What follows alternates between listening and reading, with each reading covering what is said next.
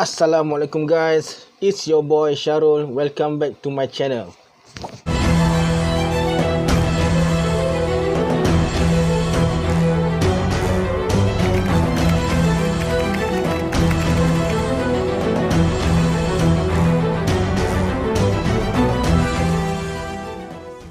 Dalam video kali ini, aku nak cerita tentang satu topik yang hangat yang sedang viral dalam negara kita ni. Jom.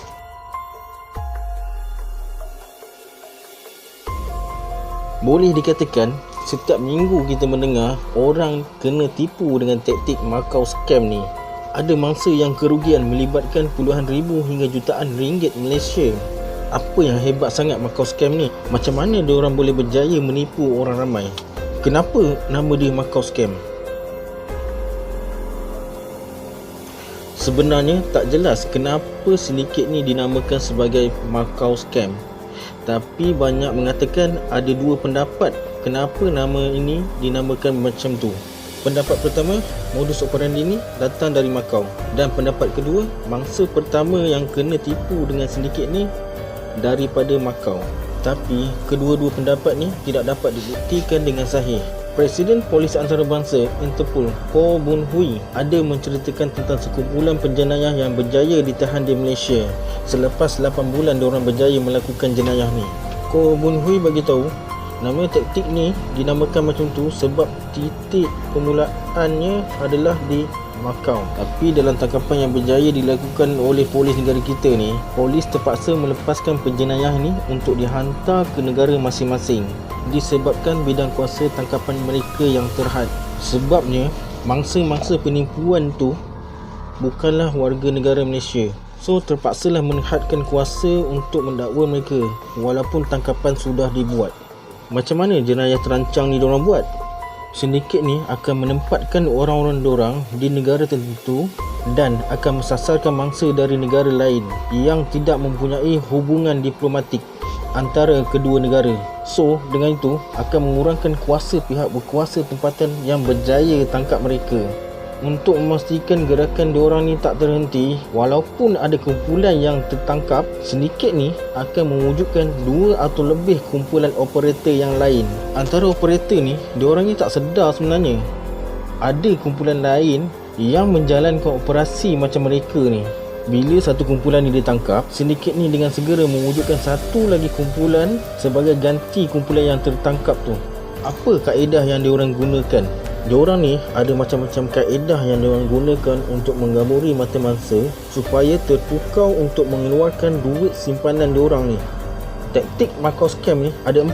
Yang pertama, panggilan telefon yang mengatakan korang menang sesuatu. Yang nombor 2, yang ni memang popular, orang Malaysia selalu kena. Diorang menyamar sebagai peguam atau pegawai polis yang bagi tahu korang terlibat dengan aktiviti yang kurang elok. Nombor 3, diorang akan cakap korang ada hutang macam bil atau kad kredit yang tertunggak. Nombor 4 pula, diorang akan guna taktik ugutan. Tapi taktik ni kurang kita dengar kan. Tapi sebenarnya diorang ni ada taktik baru tau. Taktik diorang ni terbongkar pada Julai tahun ni apabila polis negara kita ni berjaya mengenal pasti sindiket Macau scam ni cuba memperdayakan mangsa untuk mendownload satu apps yang akan mencuri maklumat peribadi daripada handphone korang. Nak tahu kutipan terbesar Macau scam ni? Dalam tempoh 11 bulan ya, sindiket ni berjaya menipu seramai 99 orang mangsa dari Januari hingga November 2019. Diorang berjaya kolek 3.7 juta ringgit Malaysia. Banyak tak? Tapi ada lagi teruk. Pada bulan Jun tahun 2020 ni, ada seorang pesara berumur 90 tahun kerugian sebanyak 3.83 juta sebab percaya dia sedang didakwa atas tuduhan terlibat dalam gerakan penyelundupan wang. Pesara ni takut ditangkap. Dia telah transfer duit kepada 7 akaun bank yang berlainan. Ada seorang lagi pesara wanita terkena dengan taktik yang sama pada bulan Ogos tahun 2020 ni. Dia kerugian sebanyak 1.84 juta. Untuk mengelakkan diri dia ditangkap, pesara wanita ni keluar semua duit tabung haji dia, duit wasiat dia, menjual semua barang kemas dia dan pinjam duit adik-beradik dia. So lepas ni kita semua kena beringat lah, jarang urusan rasmi kerajaan ke swasta ke yang berurusan dalam telefon. Jadi sebelum korang nak transfer duit ke akaun yang meragukan ni, korang buat research dulu dekat internet ke, atau minta nasihat daripada ahli keluarga ke kawan-kawan.